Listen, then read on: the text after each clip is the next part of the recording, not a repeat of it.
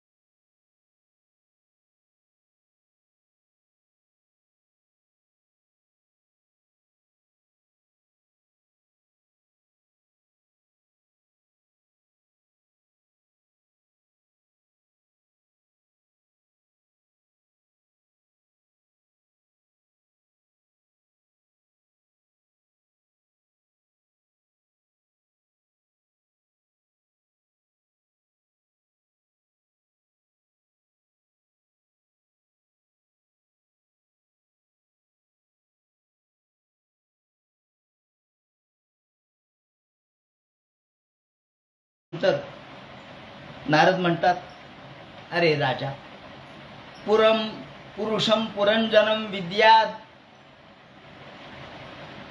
पुरुषम पुरंजनम विद्यात यद व्यक्तन्यात मनः पुरम। पुरंजन या शब्दाचा अर्थ काय होतो? पुर म्हणजे शरीर, पुर म्हणजे शरीर। आणि या शरीरामध्ये जो राहतो त्याला पुरंजन असं म्हणतात। रंजन, रंजयती म्हणजे जो याच्यामध्ये रममान होतो, जो याच्यामध्ये आनंद मानतो, त्याला पुरंजन असं म्हणतात। पुर म्हणजे शरीर। हे शरीर हेच एक शहर आहे। शरीर, देह हेच एक गाव आहे। आणि या गावामध्ये तो राहतो, तो कोण आहे? आपला जीव आहे। हा जीव म्हणजे पुरंजन आहे। या पुरामध्ये तो रममान होतो। आता किती प्रकारचे पुर आहेत? अहो, किती प्रकारचे देह आहेत? 84 लक्ष योनी आहेत, म्हणजे 84 लक्ष प्रकारचे पुर आहेत, देह आहेत। किती? काही गोमीचा देह पाहिला तर गोमीला 1000 पाय असतात, 1000 पाय। त्याचप्रमाणे काही 4 पायाचे, काही 8 पायाचे, काही 2 पायाचे, पण शेवटी हे सगळे देहच आहेत। चतुष्पाद प्राणी, द्विपाद प्राणी, 2 पायाचे। तुम्ही आम्ही 2 पायाचे प्राणीच आहोत, जीवच आहोत। एक द्वि त्रि चतुष्पादम बहुपादमपादकम बहुपाद। हजारो पाय असलेली गोम आणि सर्प आहे समजा, त्याला कुठे पाय आहेत?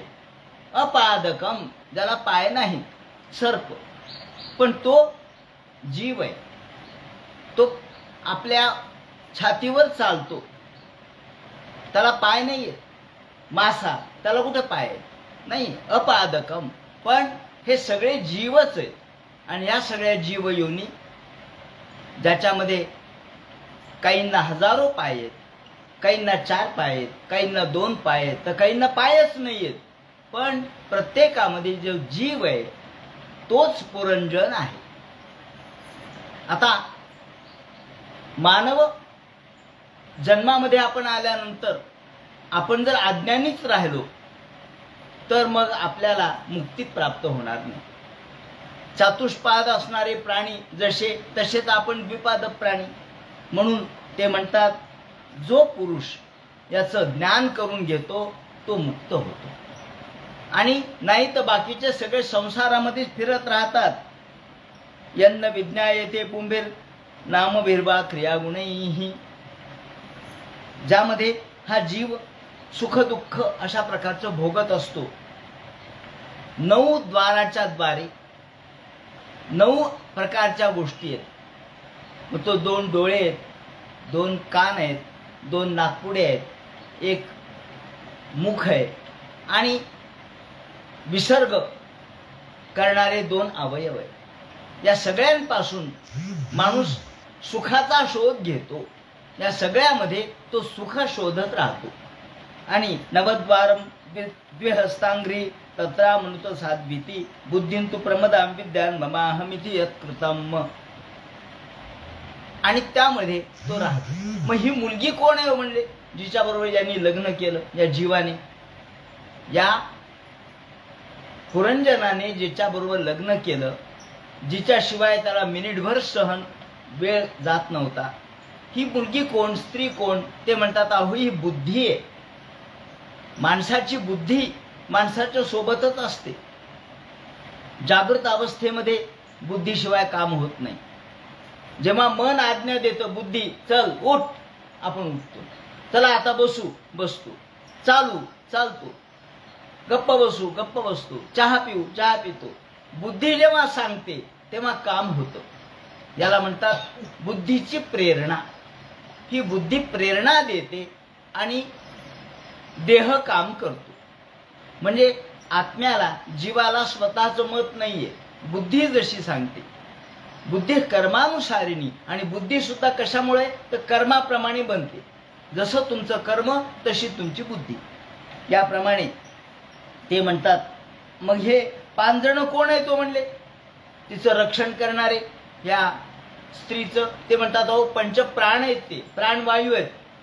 प्राण अपान व्यान उदान समान.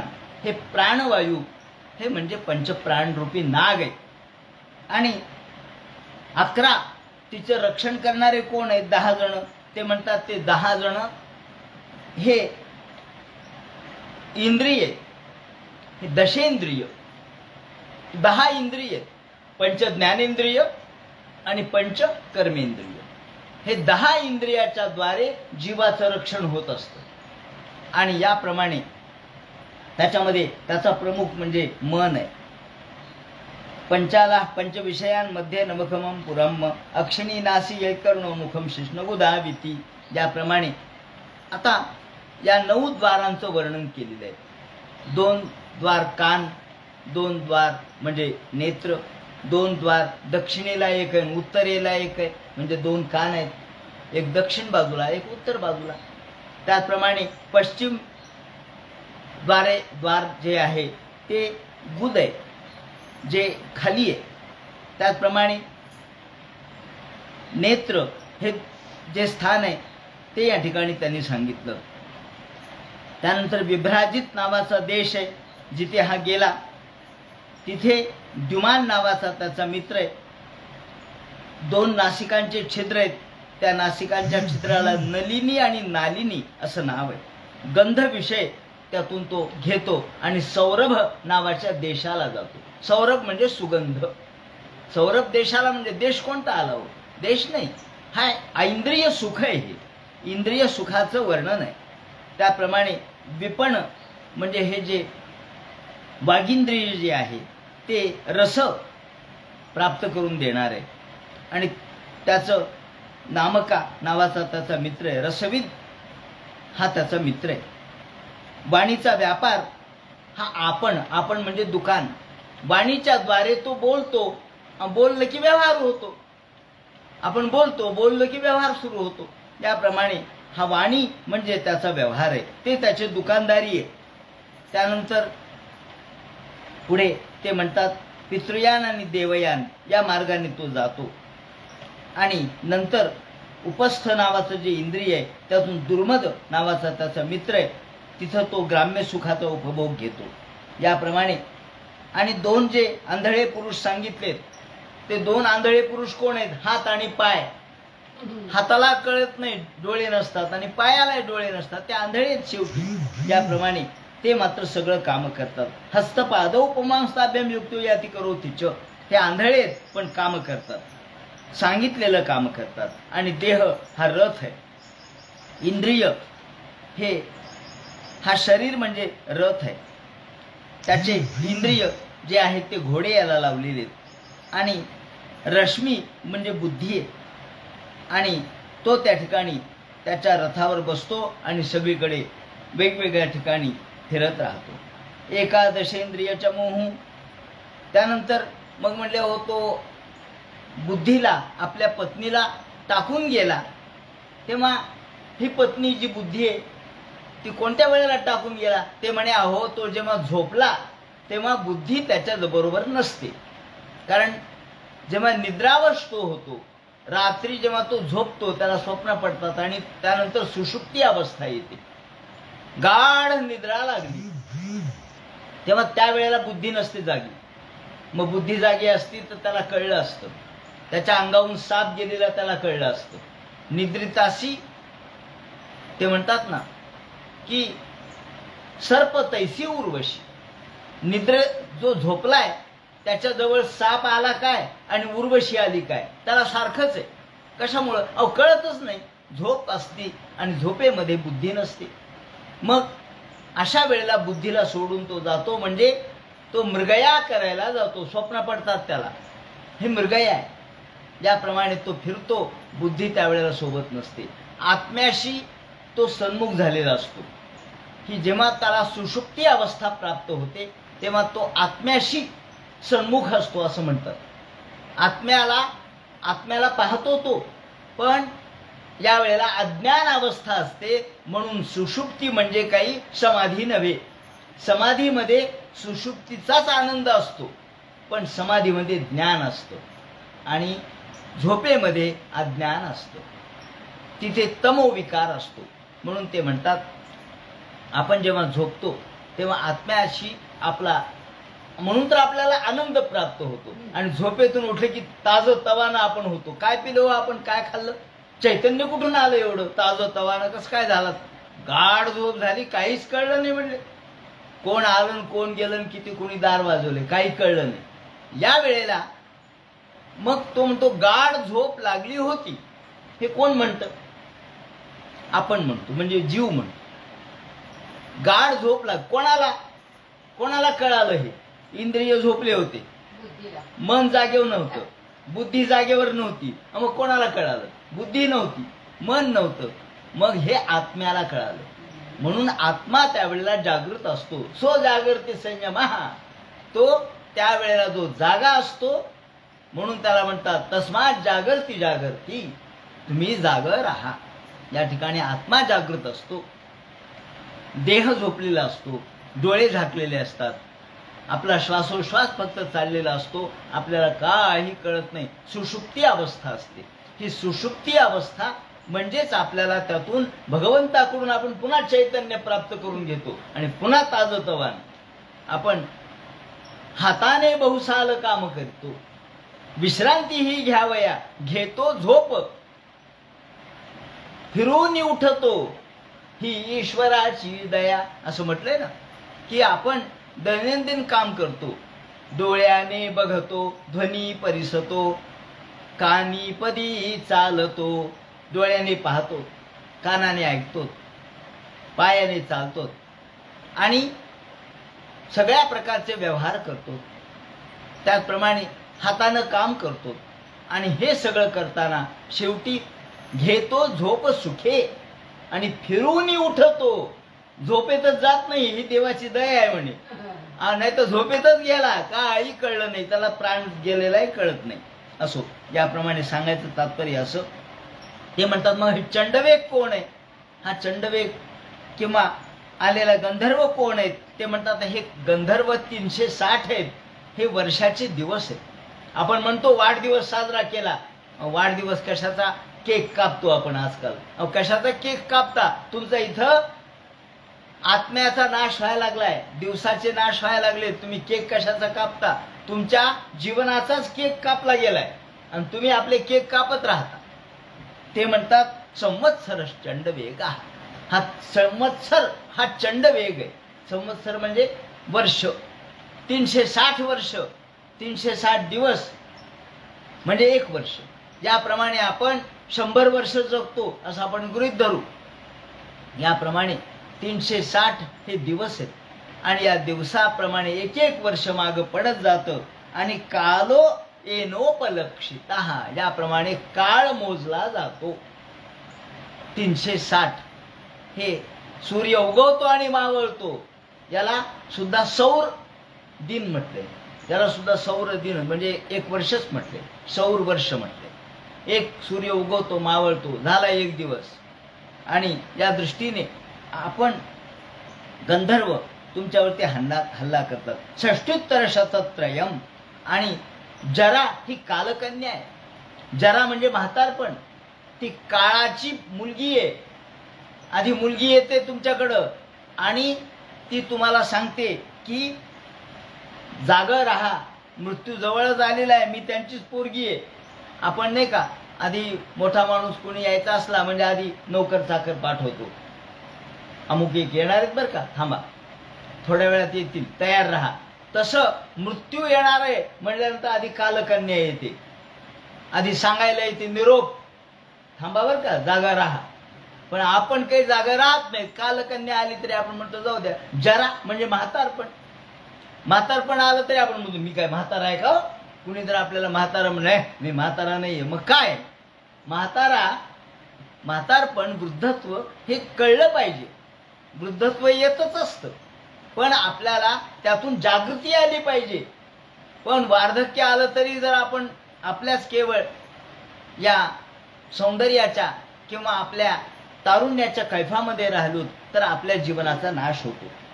स्वसारम जगृहे मृत्युक्षय यवनेश्वर.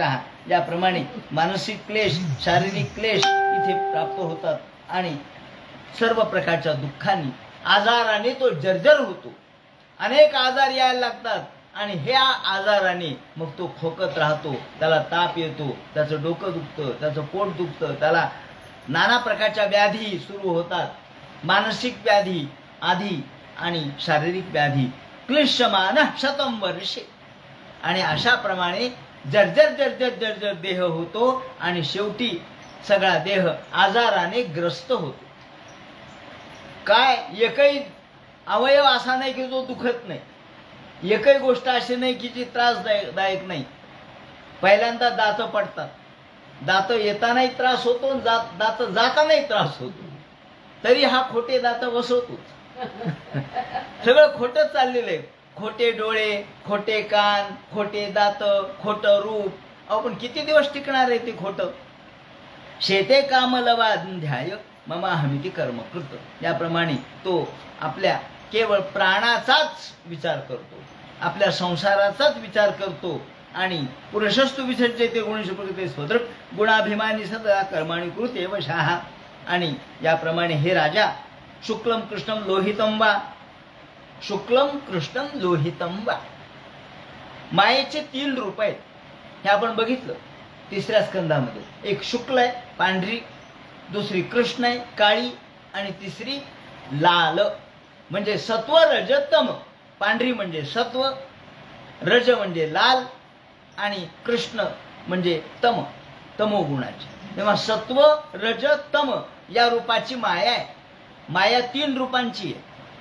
आणि म्हणून लोहित शुक्ल कृष्णाम असं वर्णन उपनिषदामध्ये केलेलं आहे. शुक्लम कृष्णम लोहितम वा यथा कर्माभिजायते. आणि या मायेमध्ये तो कधी सात्विक असेल तर सत्वगुणामध्ये, राजस किंवा तामस असेल तर त्या गुणामध्ये त्याची प्राप्ती त्याला होते आणि त्या प्रकारचा जन्म प्राप्त होतो.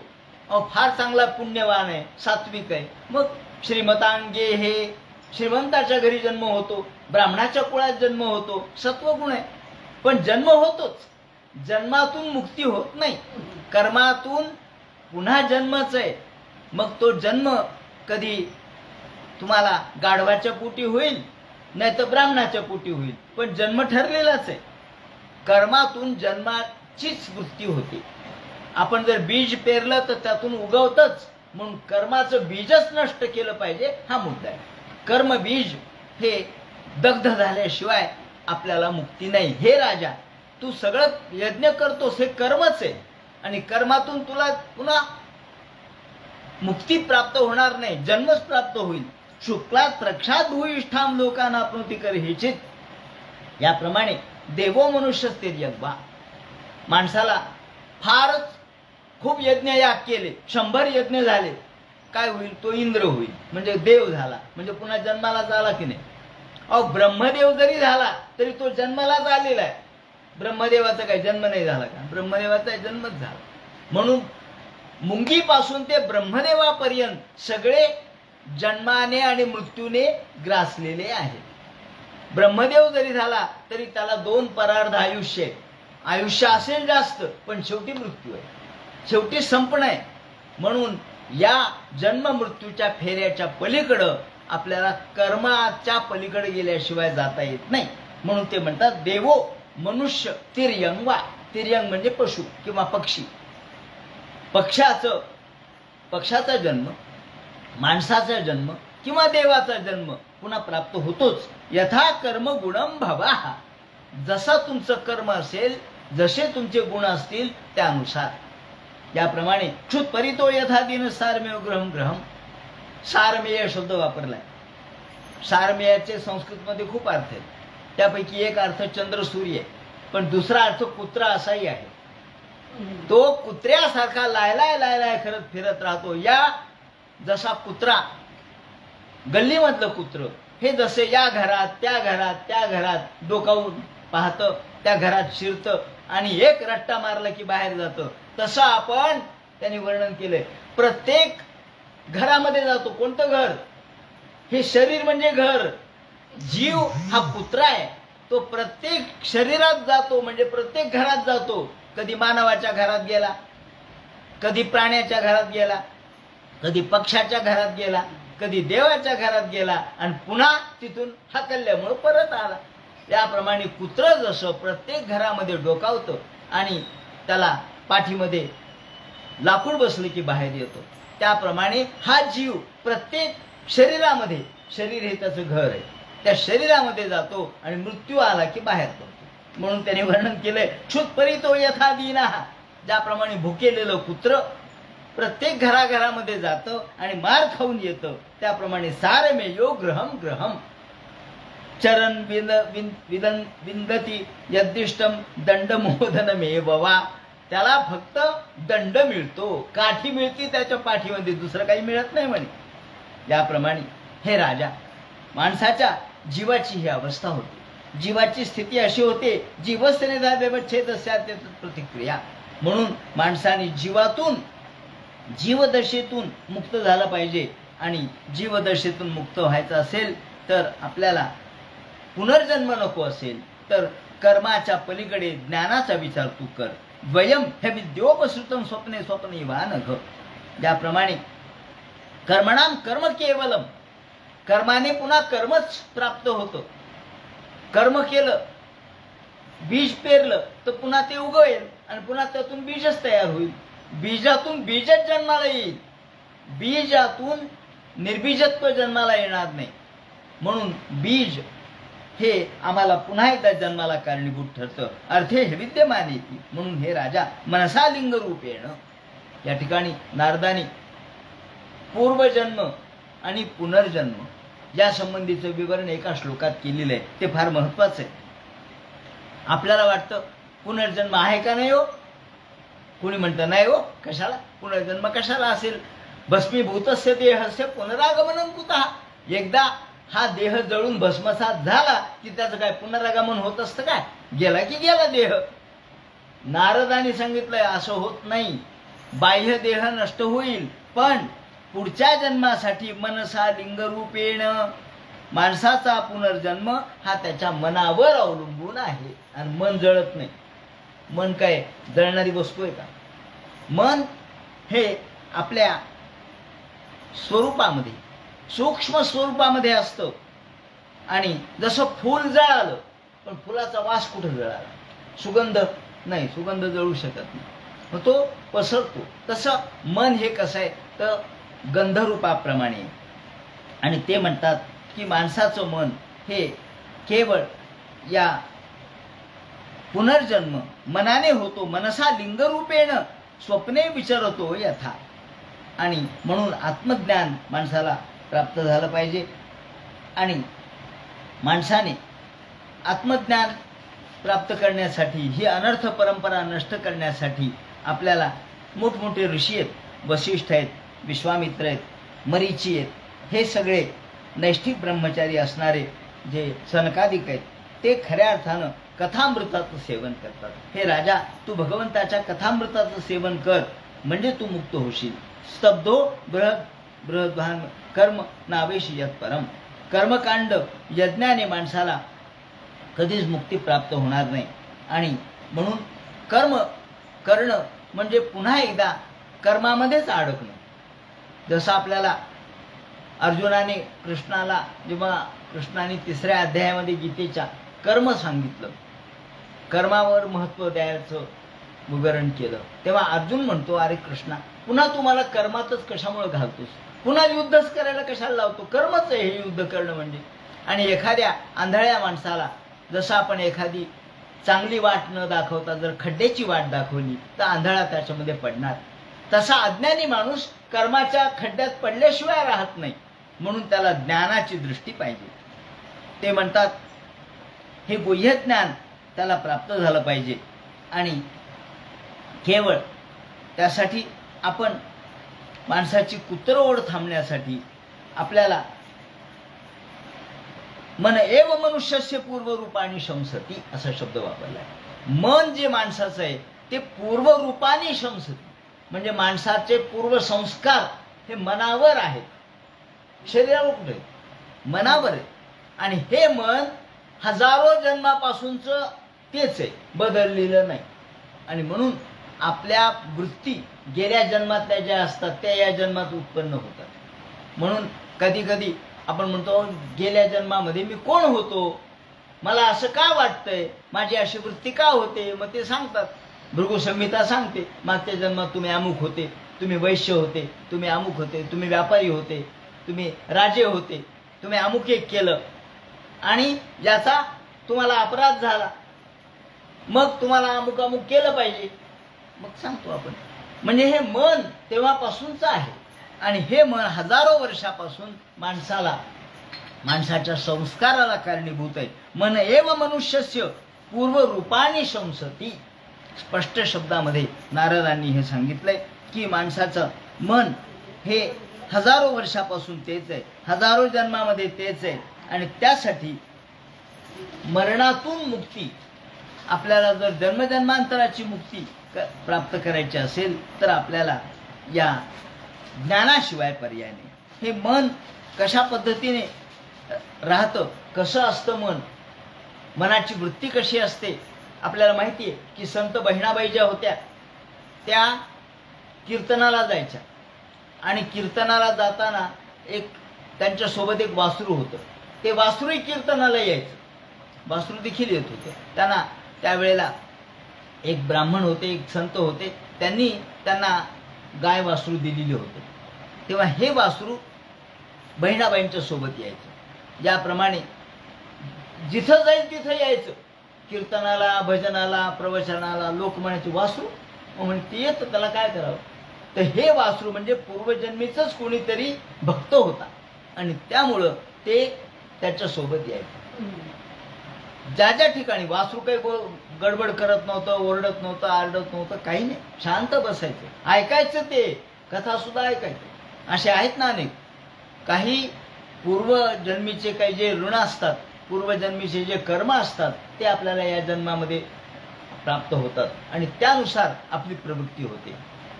काही काही सच्शील चांगले अशा प्रकारचे प्राणी आपल्याला दिसतात की जे देवाची उपासना करतात.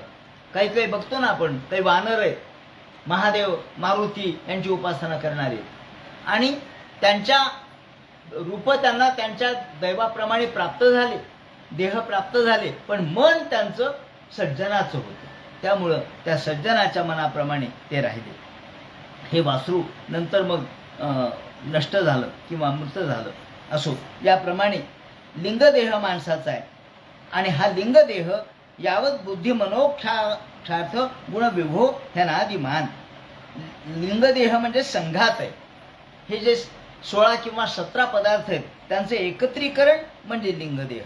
आणि हा लिंगदेह माणसाचा पंचज्ञानेंद्रिय, पंचकर्मेंद्रिय, पंचतन्मात्रा, मन आणि बुद्धी या सगळ्यांचा मिळून हा लिंगदेह तयार होतो.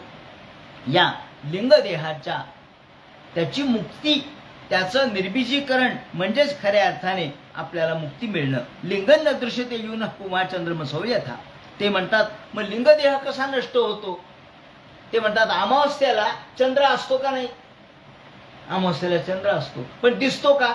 म्हणजे नाही. का? अंधार होतो, तो काळा असतो, म्हणजे त्यावर प्रकाशता मानता नसते, तिथे अंधार काळोख आपल्याला दिसतो. लिंगन दृश्यते येऊन उभा चंद्रमसो यथा. अमावस्येला जसा चंद्र दिसत नाही, तो आहे पण दिसत नाही, तसा लिंगदेह जीवरूपाने, आत्मारूपाने, चैतन्य रूपाने असतो, पण त्याला वासनात्मकता नसते. वासना सगळ्या नष्ट होतात. जसा चंद्र हा अमावस्याला दिसत नाही त्याप्रमाणे वासना सगळ्या नष्ट होतात. मन राहतं परंतु मनामधल्या वासना या ठिकाणी नष्ट होतात. ते म्हणतात अशा. मग नारदाने इथं स्पष्ट शब्दात सांगितलंय की जेव्हा माणूस पूर्वजन्म सोडतो आणि उत्तर जन्म तो घेतो त्यावेळेला त्याची अवस्था कशी असते त्यांनी सांगितलंय. यथा तृण जलुकेयम नापयात्याप्यातिच न त्यजेत म्रियमाणोपी प्राग्देहा विमतन मतिम जनः. माणसं मृत्यूच्या समयी, मृत्यूच्या क्षणी पुढचा जन्म निश्चित करून मग हा देह सोडतात. जसा तृण जलुकेयम, एका पानावर एक किडा आहे, ज्याला आपण घोडा वगैरे म्हणू, पान घोडा, पानावर फिरणारा हिरवा घोडा असतो. तो 2 पाय आधी आपल्या दुसऱ्या पानावर ठेवतो, दुसऱ्या पानावर 2 पाय ठेवतो आणि मग मागचे पाय सोडतो. त्याप्रमाणे हा जीव सुद्धा आधी पुढचा जन्म निश्चित करतो आणि मग हा देह सोडतो. नारद म्हणतात. ते म्हणतात यथा तृण जलुकेयम नापयात्याप्यातिच न त्यजेत म्रियमाणोपी प्राग्देहाभिमतिम जनः. प्राग्देह, पूर्वीचा देह, तोपर्यंत तो सोडत नाही. म्हणून ते म्हणतात मन एव मनुष्येंद्र भूतानां भवभावनम. आणि मनच त्याच्या जन्माला, त्याच्या संसाराला मन कारण आहे. मन एव मनुष्याणाम कारणं बंधमोक्षयोः. कृष्ण देखील उद्धवाला हेच सांगतात.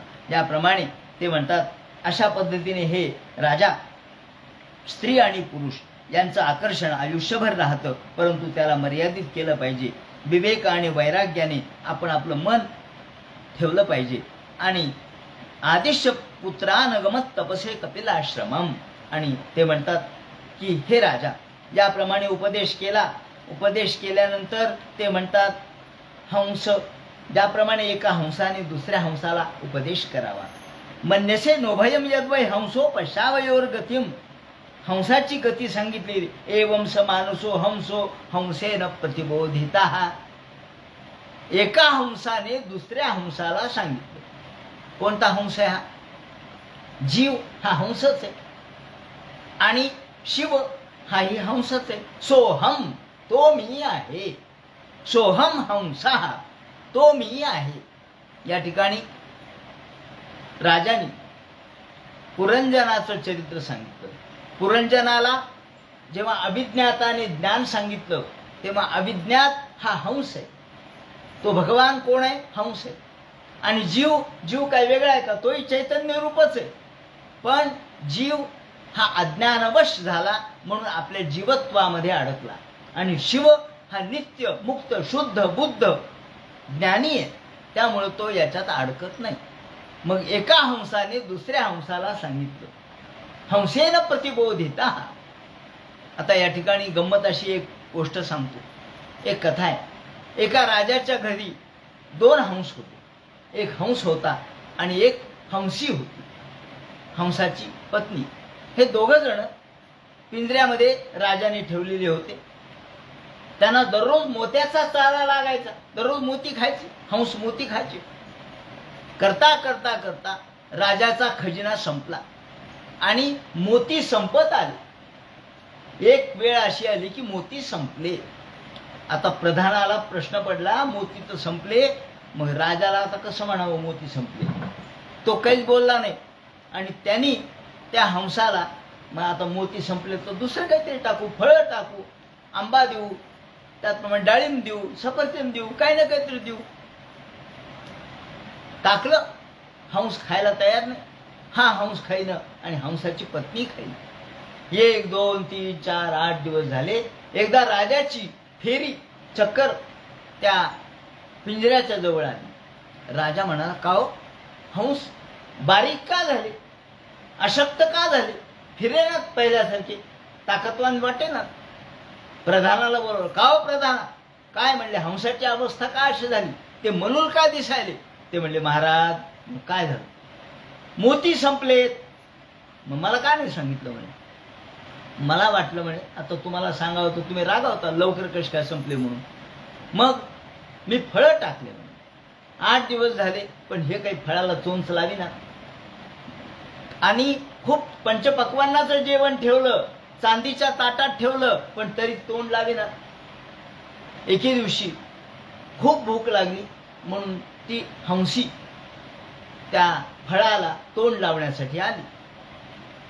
आल्याबरोबर हंसाने सांगितलं, अगं ए काय काय करायली, भूक लागली म्हणले, खाते ना काही ना काहीतरी. हंस म्हणला, हंस कहे हंसिनी को न मोतिया बिन चाक. हंसीला तो म्हणतो, अगं हंसे, मोत्याशिवाय दुसऱ्याला स्पर्श करू नकोस, मोत्याशिवाय दुसऱ्याला चोंच लावू नकोस. न मोतिया बिन चाक, का जान गई सो जाने दे. ती म्हणली, अहो माझं प्राण जायची वेळ आली. ती म्हणली, जाऊ दे, प्राण गेले तर चालतील, का जान गई सो जाने दे, मगर बानी की पत राख. बानी, बानी म्हणजे वाणी. काय वाणी आहे, हंस मोती खात असतो ही वाणी आहे. उद्या लोक म्हणतील काही नाही हो, भूक लागली म्हणजे काही खात होतो. तेव्हा आपण आपल्या परंपरेला जागलं पाहिजे, सांगायचं तात्पर्य आहे. आपण आपल्या वंश परंपरेला, आपल्याबद्दलची कीर्ती काय आहे, वंशाबद्दलची कीर्ती काय असते असं म्हणतात. मत्स्यादयोपि कुर्वन्ति नीरक्षीर विवेकनः. मत्स्यादयोपि कुर्वन्ति, अहो मासे सुद्धा म्हणे नीरक्षीर विवेक करतात. माशाला सुद्धा नीर वेगळं, पाणी वेगळं, दूध वेगळं करता येतं. पण कीर्ती कोणाची आहे, कीर्ती फक्त हंसाची आहे. का ते म्हणतात, पुण्याने, पुण्य संचय असल्याशिवाय कीर्ती होत नसते, पुण्याशिवाय कीर्ती लाभत नसते. पूर्व पुण्येन लभ्यते, कीर्ती सुद्धा पूर्व पुण्यानेच प्राप्त होते. उभे कोणालाही प्राप्त होत नसती म्हणे, त्याच्या मागे सुद्धा पूर्व पुण्य असतं तर कीर्ती प्राप्त होते. म्हणून ते म्हणतात, बानी की पतराख. बानी काय तर हंस मोत्याशिवाय काही खात नसतो, हंसाला मोत्याचाच चारा लागतो, असं आतापर्यंतची धारणा आहे, अशा प्रकारचं मत आहे, अशा प्रकारचं म्हणतात. ते म्हणतात, ज्याप्रमाणे श्रीरामचंद्र एक बाणी एक वचनी होते, किंवा रघुकुल की रीत चली आई, प्राण गए जाय पर वचन न जाई. प्राण जाईल पण वचन जाणार नाही, ही रघुकुलाची जशी परंपरा आहे तशी हे हंस, हंसाची सुद्धा परंपरा आहे की हंस मोत्याशिवाय काही खात नसतो. हे ऐकल्यानंतर तिचे डोळे उघडले. सांगायचं असं कुणी कोणाला सांगितलं, हंसेन प्रतिबोधितः. कोणाला सांगितलं, हंसालाच सांगितलं, हंसानेच हंसाला सांगितलं. तसं इथे जीवाला, जीवही हंसच आहे पण तो अज्ञानात अडकलाय, मग त्याला बाहेर काढण्यासाठी ज्ञानी हंसाने हे सांगितलं. म्हणून ते म्हणतात, एवं स मानसो हंसो. मानसो हंसो, कोणता हंस आहे हा, मानस सरोवरामधला हंस आहे. मानस म्हणजे मन, मन हे सरोवर आहे. शुद्ध अशा प्रकारचं मन असेल तर ते मानस सरोवर आहे, आणि अशुद्ध मन असेल तर ते गटार आहे. जर शुद्ध मन असेल तर ते मानस सरोवर आहे, त्या ठिकाणी राजहंसच राहतात. म्हणून एवं स मानसो हंसो हंसेन प्रतिबोधितः.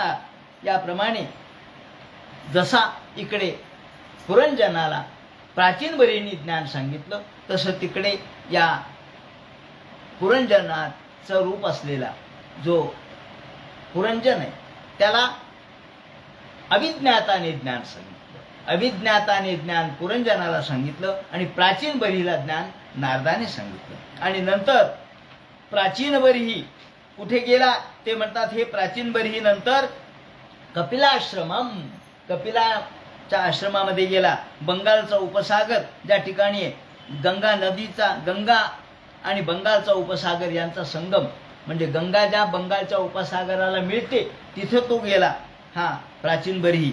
आणि आदिश्य पुत्रानगमत तपसे कपिलाश्रमम तत्र एकाग्रमना वीरो गोविंद चरणांबुजम. आणि शेवटी त्यांनी सांगितलं गंगासागराला तो गेला. गंगासागराला गेल्यानंतर तिथे मुक्तपणाने राहिला आणि तिथे त्यांनी ज्ञान प्राप्त करून घेतलं. एवं स्त्रियाश्रम पुंसच्छिन्नो मूत्रच संशय, याप्रमाणे सगळं आत्मज्ञान त्यांनी प्राप्त करून घेतलं. आणि नंतर प्रचेतस यांना विष्णू प्रसन्न कसे झाले त्याप्रमाणे त्यांना त्यांनी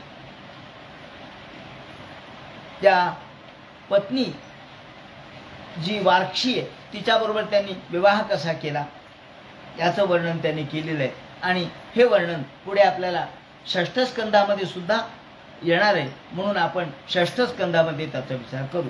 या ठिकाणी चतुर्थ स्कंदामध्ये प्रत्येकांना नारदाने उपदेश केला त्याचं विवरण केलेलं आहे.